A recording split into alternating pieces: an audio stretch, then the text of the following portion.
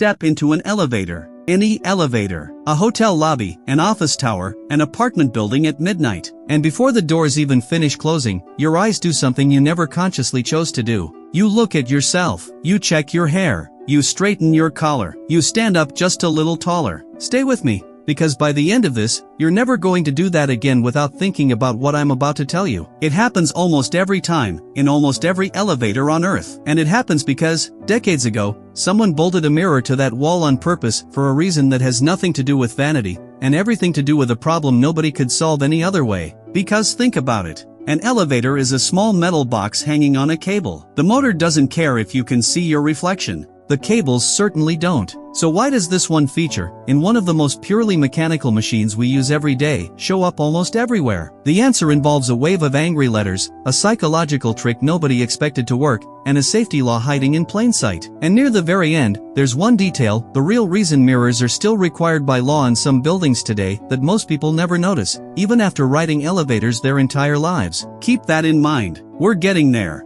In the 1950s, American cities were racing upward. Buildings were getting taller, elevators were getting busier, and building managers kept hearing the exact same complaint, again and again. The elevators are too slow. So they called in engineers. The engineers studied the motors. They studied the cables.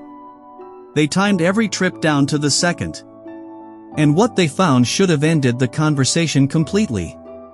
The elevators weren't slow. Not even close. By every technical measure, they were performing exactly as designed. But here's where it gets strange.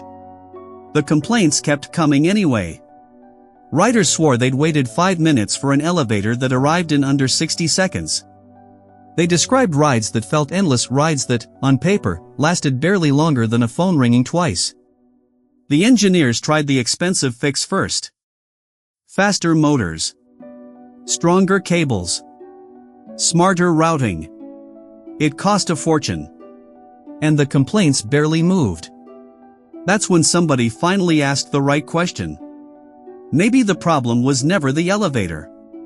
Maybe the problem was what it feels like to stand perfectly still, doing absolutely nothing, while your brain screams that time is crawling.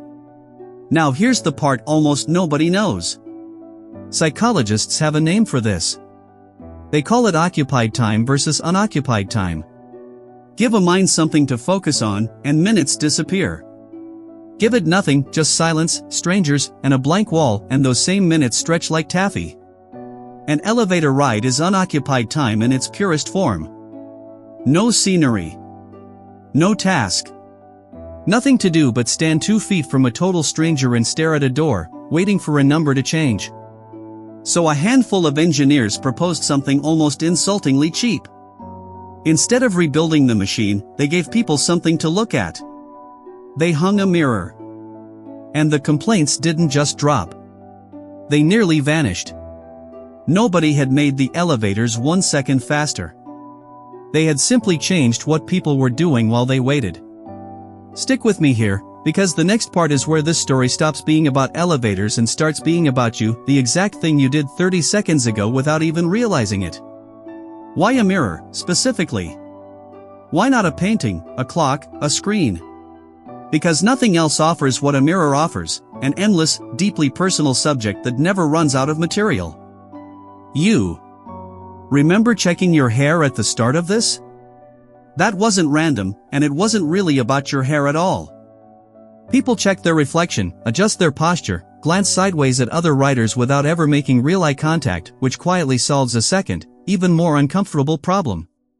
In a crowded elevator, strangers stand closer together than almost anywhere else in daily life. Without somewhere neutral to rest your eyes, you're left staring at the floor, the doors, or, far worse, someone else's face. A mirror gives every rider a socially acceptable place to look that isn't another human being. It occupies the mind. It diffuses the awkwardness of forced closeness. And it does both for the cost of a sheet of glass, instead of a 6-figure mechanical overhaul. The elevator never got faster. It just stopped feeling slow. And when you can't fix the number, sometimes the smartest move is fixing what people feel. But that's still not the detail I promised you. The psychology only explains why mirrors spread so fast. It doesn't explain why so many are still required by law today. This is the part that changes how you'll see every elevator for the rest of your life. Look closely at where elevator mirrors actually sit. Rarely dead center. Usually angled, or positioned near the control panel, off to one side. That's not decoration. That's function. In tighter elevators, the kind common in older buildings, there isn't always room to turn around.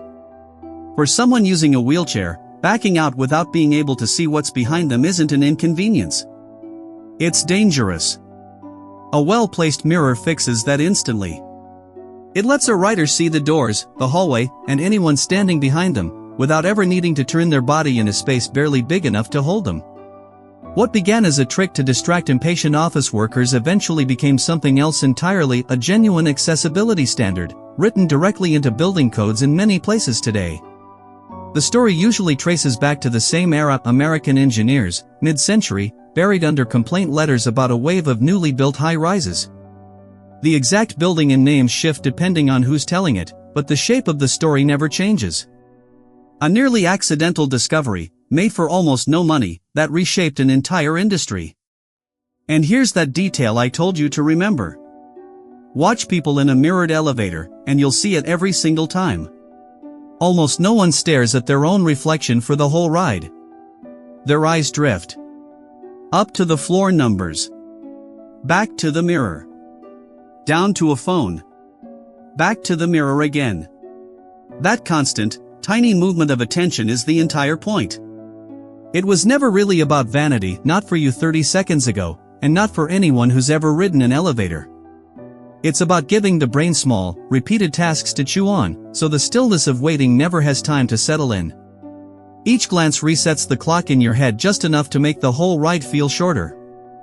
It's the same trick behind hold music on a customer service call.